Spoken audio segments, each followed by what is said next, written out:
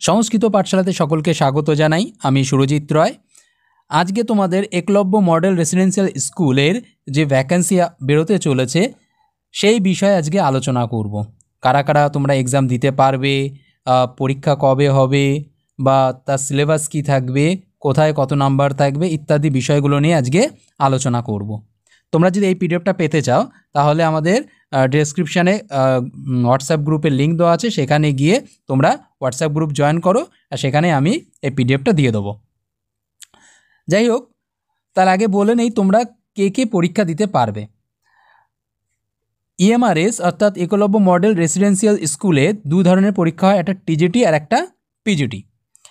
TGT দিতে পারবে তারাই যাদের সিটেট 2 কোয়ালিফাইড আছে। যারা সিটেট 2 পাস করেছো তারাই শুধু টিজিটি দিতে পারবে, আর যাদের বিএড আছে তারা সবাই হচ্ছে পিজিটি দিতে পারবে। শুধু শর্ত একটাই, যে গ্র্যাজুয়েশন আর এমএতে তোমাদের 50% নাম্বার থাকতে হবে। এবার আশা করি এইটুকু বুঝতে পেরেছো। এবার সিলেবাস কি থাকবে বা কত নাম্বার টোটাল পরীক্ষা হবে সেটা দেখো। টোটাল পরীক্ষা হবে 150 মার্কের উপর। জেনারেল পেপারে থাকবে 50, কী থাকবে একটু পরে আলোচনা করছি।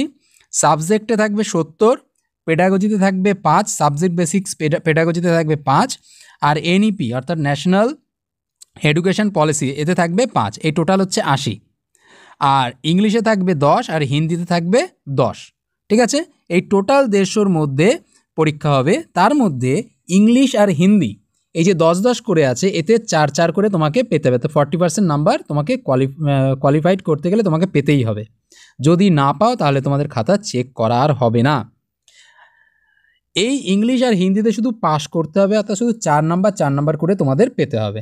ঠিক আছে, এই নাম্বারটা যোগ হবে না, শুধুমাত্র যোগ হবে ওই জেনারেল পেপার এবং সাবজেক্ট, অর্থাৎ 50 আর 80 অর্থাৎ 130-এর ওপর তোমাদের কাট অফ হবে। আশা করি এইটুকু বুঝতে পেরেছো। এবার দেখে নাও আগের বারে কাট অফ কত ছিল সেটাও একবার একটু দেখে নাও। দেখো, পিজিটিতে সংস্কৃতে তোমাদের টোটাল ভ্যাকান্সি ছিল 97টি, আর জেনারেলের কাট অফ নেমেছে 75.25। তারপরে ওবিসিতে একবার দেখে নাও ওবিসি এসসি খুব কম নেমেছে কিন্তু কাট অফ। ঠিক আছে, যদিও তোমাদের নেগেটিভ মার্ক থাকবে 0.25 করে, অর্থাৎ 4টি ভুল হলে 1 নাম্বার কেটে যাবে।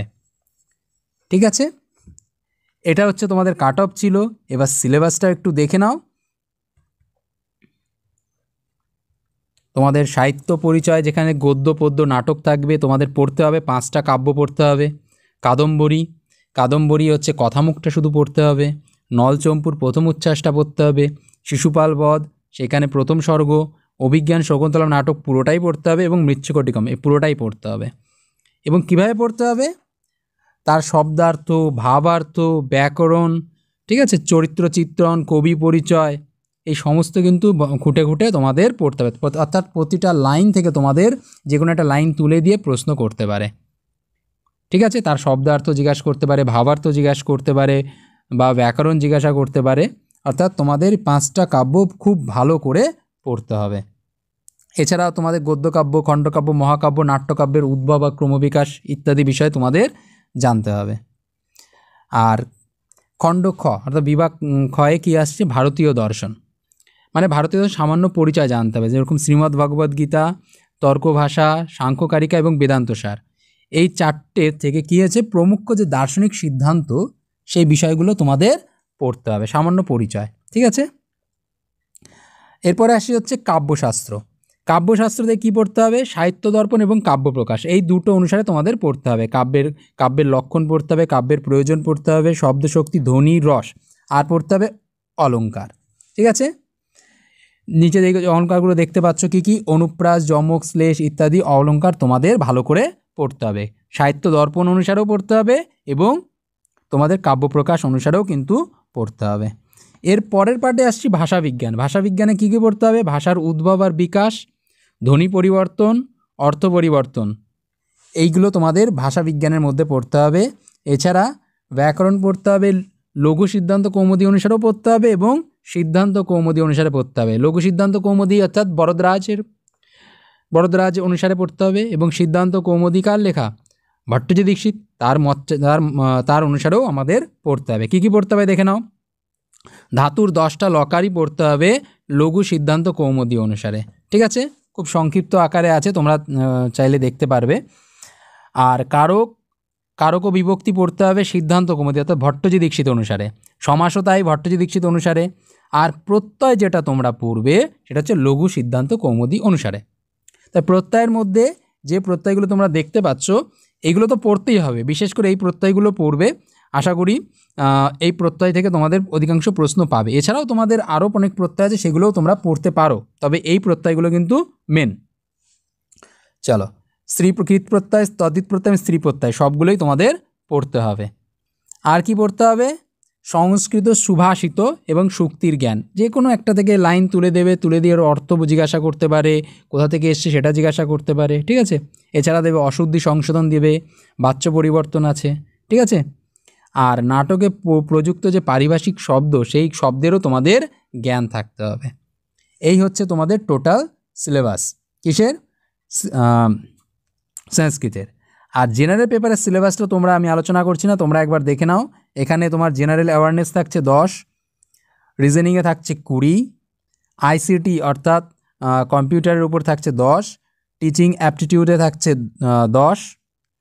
ঠিক আছে, এই হচ্ছে 50 নাম্বার। এই 5টা পার্ট তোমাদের, এই 4টে পার্ট থাকছে, এটা হচ্ছে তোমাদের জেনারেল পেপার। ঠিক আছে, আর এখানে থাকছে ন্যাশনাল এডুকেশন পলিসি, যেটা তোমাদের আগেই দেখালাম যে 5 নাম্বার থাকবে, এবং পেডাগজিতেও 5 নাম্বার থাকবে। আর তোমাদের যে দুটোতে তোমাদের পাস করতে হবে সেটা হচ্ছে জেনারেল হিন্দি। হিন্দিতে থাকছে 10 নম্বর। সেখানে কি আসবে? সন্ধি আসবে, সমাস আসবে, বিপরীত শব্দ, বিলোম শব্দ যেটাকে বলা হয়, পর্যায়বাচী শব্দ, সামান্য অশুদ্ধি, বাক্যাংশের জন্য একটি শব্দের ব্যবহার করতে হবে, বাগধারা অর্থাৎ মুহাবরে পড়তে হবে, যেটা কিনা লোকোক্তি। ঠিক আছে, আর অপঠিতাংশ গদ্যাংশও তোমাদের পড়তে হবে। আর ইংলিশেও দেখে নাও, তোমরা চাইলে একটা স্ক্রিনশট করে রাখতে পারো। এই হচ্ছে টোটাল সিলেবাস।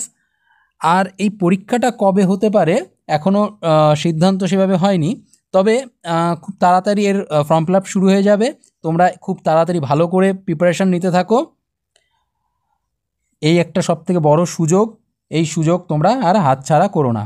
আর আমাদের অনলাইন ব্যাচ খুব তাড়াতাড়ি শুরু করছি। যদি মনে করো যে অনলাইন ক্লাস করবে তাহলে অবশ্যই যোগাযোগ করতে পারো। আর নিচে গ্রুপের ডেসক্রিপশানে গ্রুপের লিঙ্ক দেওয়া আছে, সেখানে গিয়েও তোমরা গ্রুপে জয়েন করতে পারো। আর যদি এই পিডিএফটা নিতে চাও সেই গ্রুপে আমি পিডিএফটা দিয়ে দেবো, সেখান থেকে তোমরা ডাউনলোড করে নিতে পারবে। তাহলে আজ এই পর্যন্তই। নমো নমঃ।